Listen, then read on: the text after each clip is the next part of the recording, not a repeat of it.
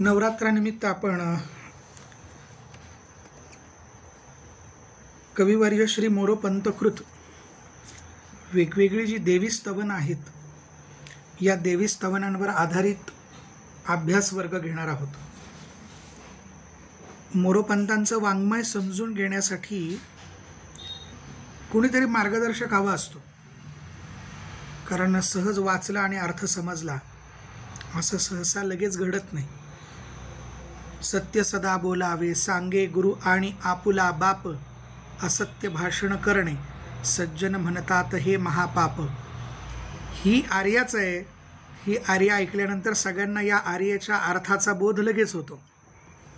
प्रेमात राम रमतो प्रेमाला, मोल ना जगा माझी, हाची सुबोध गुरूंचा, गुरुरायाला तहान प्रेमाची.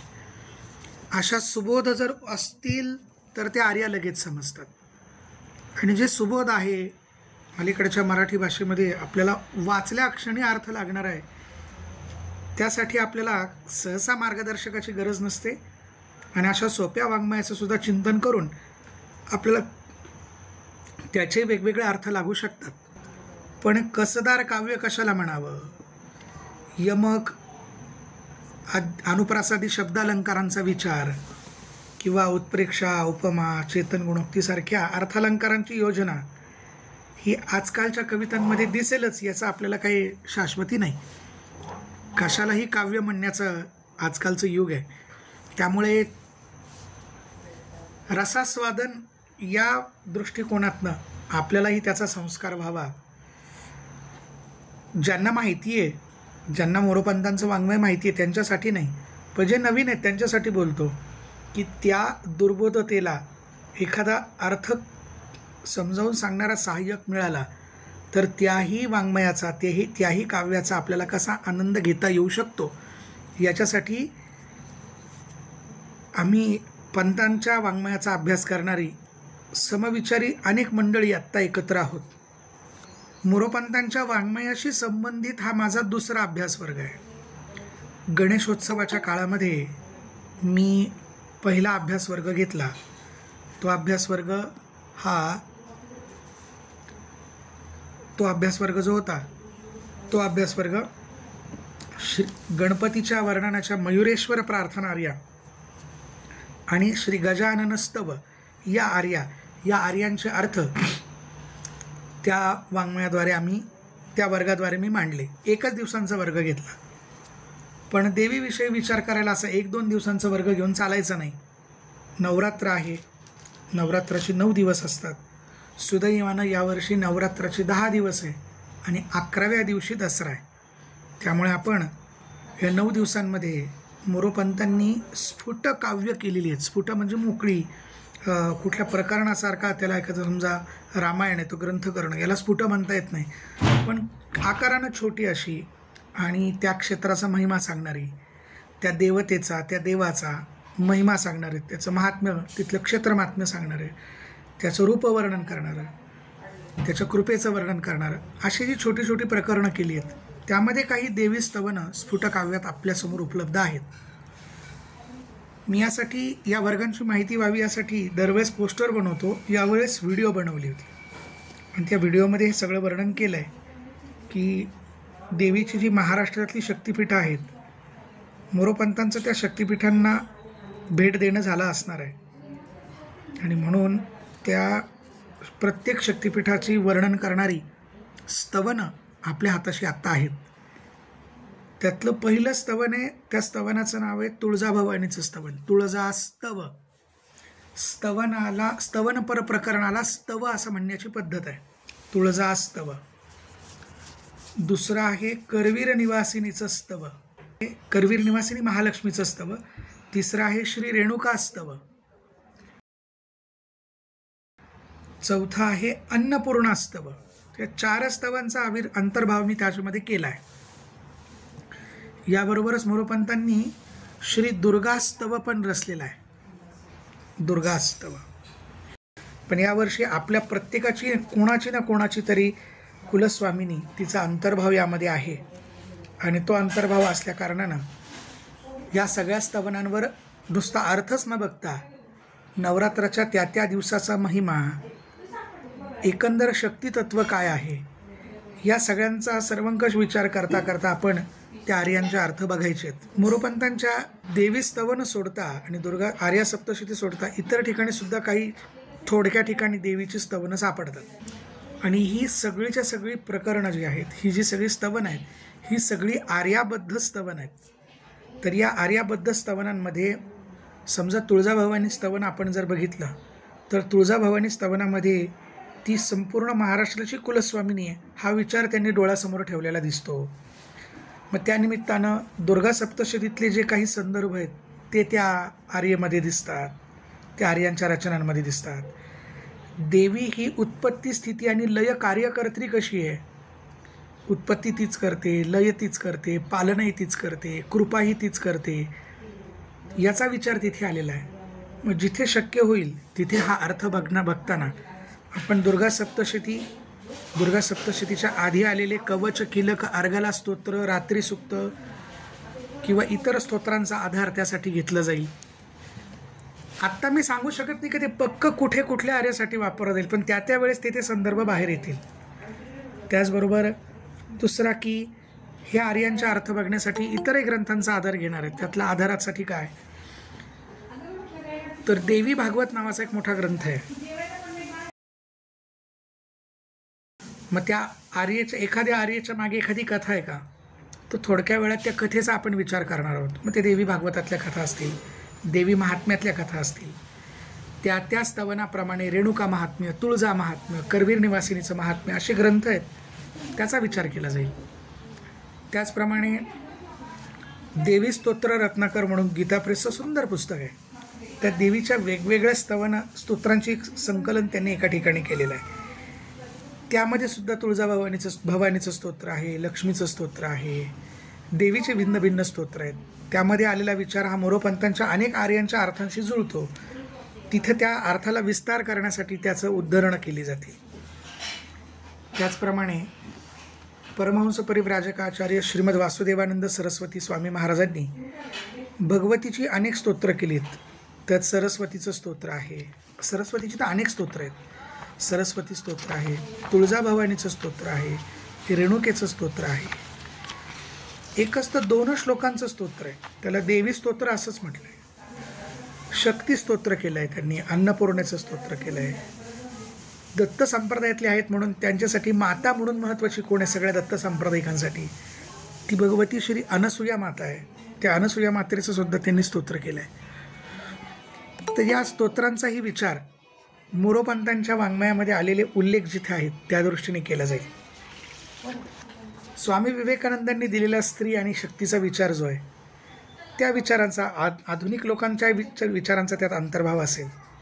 त्यामध्ये साहित्य संशोधक असलेले आणि आपल्याकडे भारतीय विद्याशास्त्र किंवा भारतीय संस्कृतीचे अभ्यासक म्हणून ज्यांचं नाव मोठं होतं ते श्री राचिम ढेरे यांनीसुद्धा देवीविषयक अनेक सुंदर पुस्तकं केली आहेत.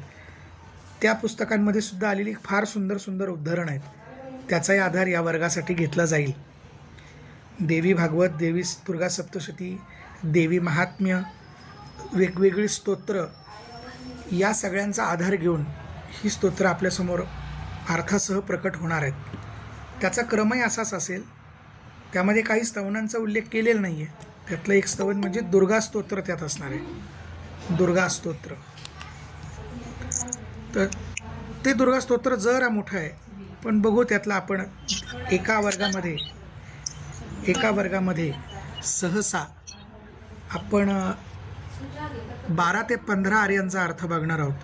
कारण त्या आर्यांच्या अर्थाबरोबरच आपल्याला काही कथाही बघायच्यात आणि त्या प्रत्येक श्लोकाचं विश्लेषणही बघायचं आहे.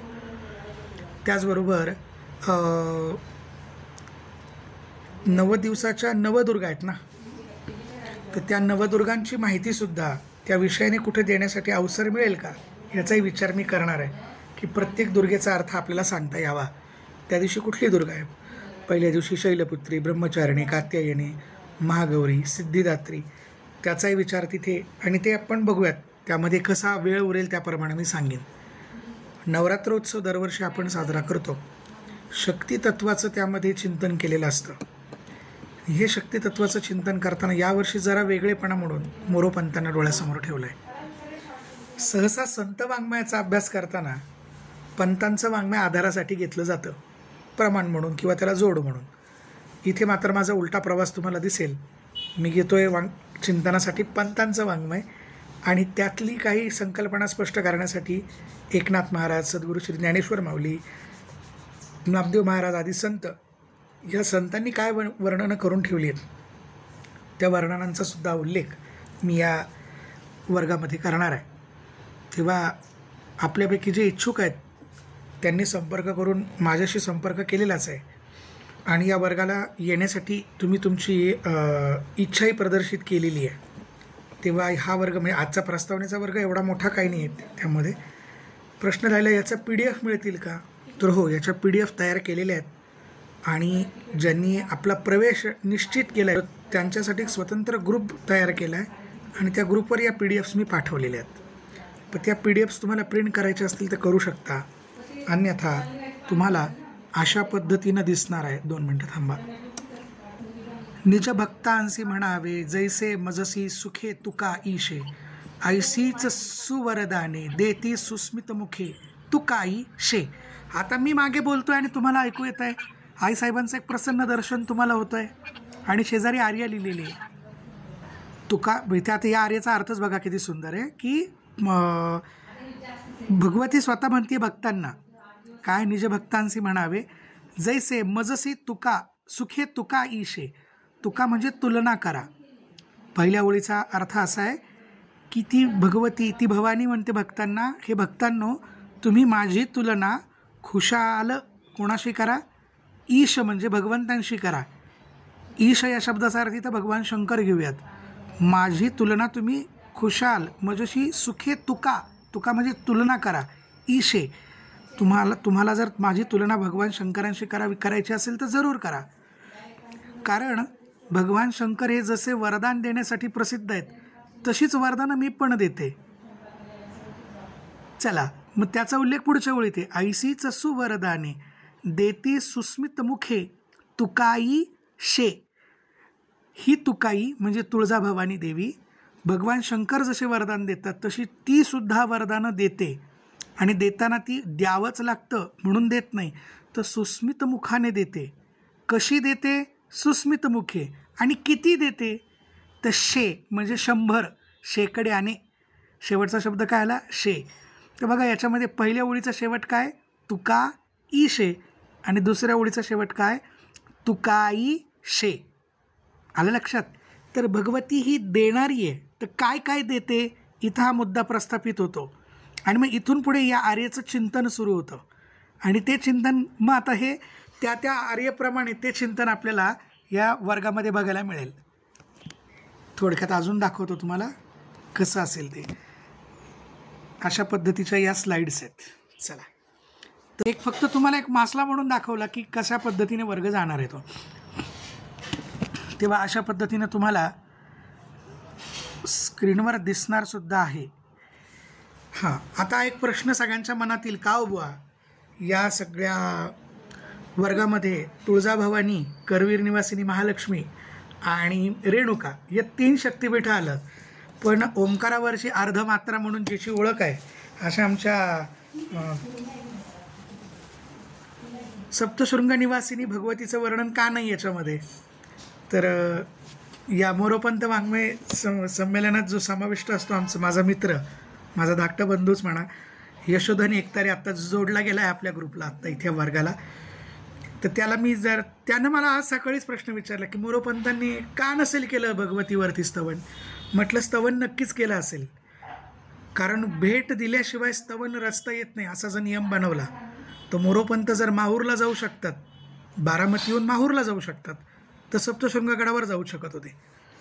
ते एक प्रवाद असा धरूयात की एकतर मोरोपंत त्यांनी तिथे दर्शन दिलं म्हणजे भेट दिली नसेल म्हणून राहिलं, किंवा त्यांच्याकडे प्रस्तावित होतं ते रचलं गेलं नाही, किंवा रचनेचा काळ जर बघितला तर त्या काळामध्ये रचना झाली पण ती गहाळ झाली किंवा मिळाली नाही. कुठल्या ना कारणानं मोरोपंतांचं सप्तशृंगी स्तवन उपलब्ध नाही आणि मागेच त्याची कुलस्वामिनी सप्तशृंगी असल्यामुळे मी त्याला मुद्दे पुरवले आणि त्याप्रमाणे त्यानं स्वतः सप्तशृंगीचं स्तवन रचलेलं आहे. तर त्या स्तवनाचा अंतर्भावसुद्धा मी या वर्गात करणार आहे, जरी ते मोरोपंतांचं नसलं तरी. कारण आपल्यातल्या सप्तशृंगी भक्तांना नको वाईट वाटायला की आमचीच देवी का सोडली ते. या अर्थभक्तांना सहसा खास करून नाथ महाराजांनी, थोरल्या स्वामी महाराजांनी काही देवीबद्दलच्या रचना केल्यात. थोरले स्वामी महाराज म्हणजे परमहंस परिव्राजकाचार्य श्रीमद वासुदेवानंद सरस्वती स्वामी महाराज यांनी देवीविषयक रचना, स्तोत्र तर केलीच आहेत पण अभंग केलेत. पण त्या अभंगांचा अंतर्भाव या आर्यांच्या अर्थभक्तांना तुम्हाला दिसेल. नाथ महाराजांचा जोगवा असेल, त्यांचे फुलवारा असेल किंवा सत्वर पावगा मालासारखे भारुडं असतील, तिथे जिथे जिथे उल्लेख येईल तिथे तिथे त्यांचा अंतर्भाव आपण करणार आहोत. अशा पद्धतीने हा वर्ग होईल.